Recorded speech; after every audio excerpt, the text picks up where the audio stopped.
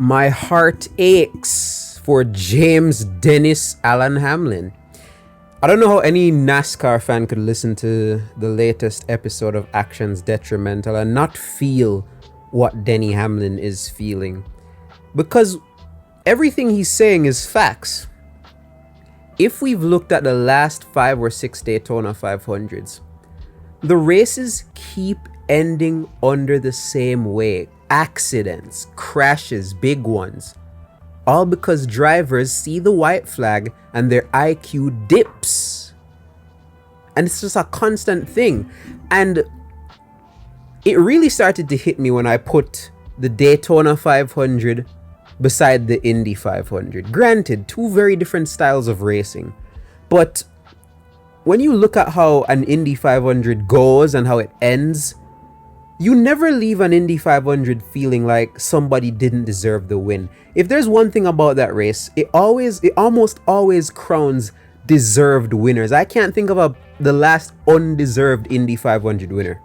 The closest thing I've seen to an undeserved Indy 500 is when Newgarden won his first.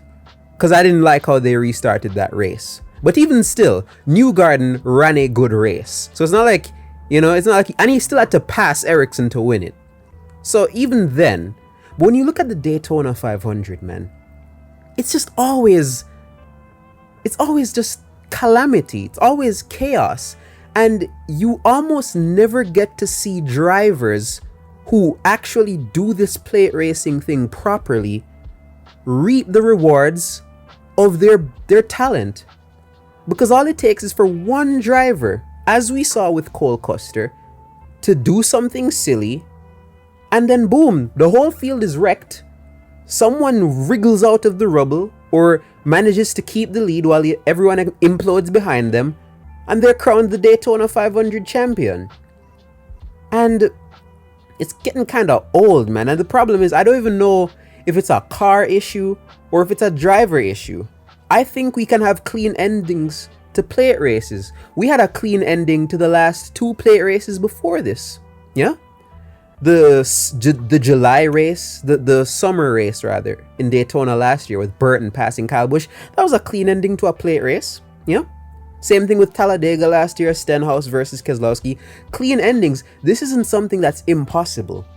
But I don't know if it's because it's the Daytona 500 and everyone wants the prestige of winning that race compared to the chase, the playoff race at Talladega or the summer Daytona race. But it's always just the same thing every time with the Daytona 500, man. And it's causing it to lose legitimacy in my eye. This race is going from a crown jewel to a clown jewel. And I don't like that, man. You look at Hamlin, man. All of Hamlin's Daytona 500s were deserved. Yeah? You have the Newman thing, you could argue. Maybe that's probably like his only wonky 500 win. But 2016, I longed for an ending to a Daytona 500 like 2016. Not even the photo finish aspect of it, but the fact that Hamlin went out and took it. Yeah? He didn't lead the race and have some people crash behind him. He was, I think, 4th or 5th in line, and he pulled out of that line and he went for the lead and he took the lead and he won the Daytona 500. I want to see more of that, man. I'm tired of people just leading the race and people crashing in the background. A caution comes out and that's it. Yeah? I want serious endings to the Daytona 500, man. I'm not trying to see 2018s. I'm not trying to see what we saw this Sunday. Cole Custer caused 2 huge accidents, man. He killed Bell, which ended up killing Priest and some others. And then he turned left into Hamlin and Briscoe and wiped out everybody that was going for the win. We were going to get a great finish. Hamlin drove a perfect race and so did Cindric. Hamlin and Cindric were the 2 MVPs of the race for me. Hamlin stayed in the back and stayed out of trouble until it was late, and Cindric controlled the race from the front along with the other Penske guys. But Cindric, for the most part, he was the most impressive to me. And we were going to see those 2 battle for the win going down the backstretch, going into turn 3 and 4, going to the tri-oval. And Cole Custer ruined it. by turning in to Chase Briscoe and Denny Hamlin and wiping out the leaders. And that allowed William Byron and Tyler Reddick and Jimmy Johnson to escape unscathed and finish 1, 2, 3. And don't get me wrong, that's gonna happen in races. I get that, but it's just it's just very frustrating, man. Both of Byron's wins so far haven't moved me. And it's a shame. And I also agree with Denny when he says, like, we can't just keep excusing these accidents as it's just plate racing. No. We can have clean finishes to plate racing, man. It doesn't always have to be like this. And I understand he mentioned that the curvature of the car, especially in the back, makes it harder to draft or to bump with people. It's easy to get people loose when you're giving them a bump because the front and the back don't really go hand in hand. But I really would like a higher standard from the people that participate in this race. Look at the criticism that Helio Castroneves received for that single car accident that he had when he went onto the apron and hit the wall. Everyone was cooking him, saying he shouldn't be here. This guy's getting a provisional, they're letting this guy in the race. But if you look at every accident that Castroneves has been involved in, ARCA and Daytona, how many of them were his fault? None. He was an innocent bystander in all of them. That little apron mishap was literally his only mistake of the whole race weekend. And he was only in that situation with damage because of a bad move that Chandler Smith made earlier, who has way more experience in NASCAR than Helio Castroneves, who has none. I want the standards of NASCAR drivers to improve on these plate tracks, man. I want them to improve in general, but I don't see at other tracks what I'm seeing here, man. And it's always the Daytona 500, man.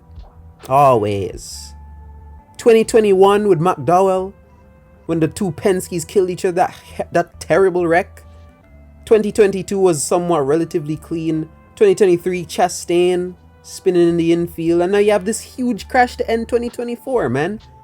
I want to see drivers race all the way to the line, and it is something that is possible. And I just want the drivers to prove that it is possible, man. I don't know. I was really hoping for a good finish between Cindric and Hamlin, and I was robbed of it. We were robbed of it. That was gonna be an all-timer. That was going to be an all-timer. But I don't know, man. I really don't understand the thought process behind some of these moves. Drivers continue to do stupidity, and then when interviewed, they're like, this is the heat of the moment. It's just players. And like, no, that's not an excuse, man. Stop doing madness. So yeah, rant over. My heart aches for Denny Hamlin.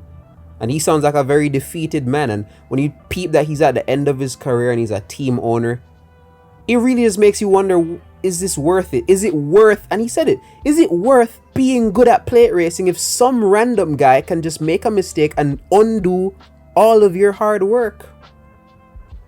Is it worth it?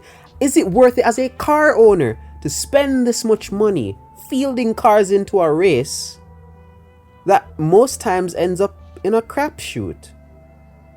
It's worth having a discussion over, man. It really is. But yeah, I think I'm going to end it here. Left a sour taste in my mouth watching the Daytona 500 this year. And for NASCAR and this race to get the respect it deserves from the mainstream public and even from the diehard fans. I'm not even worried about the mainstream public. The diehards aren't liking what they're seeing. And that needs to change. Yeah? Rant over. Intern out.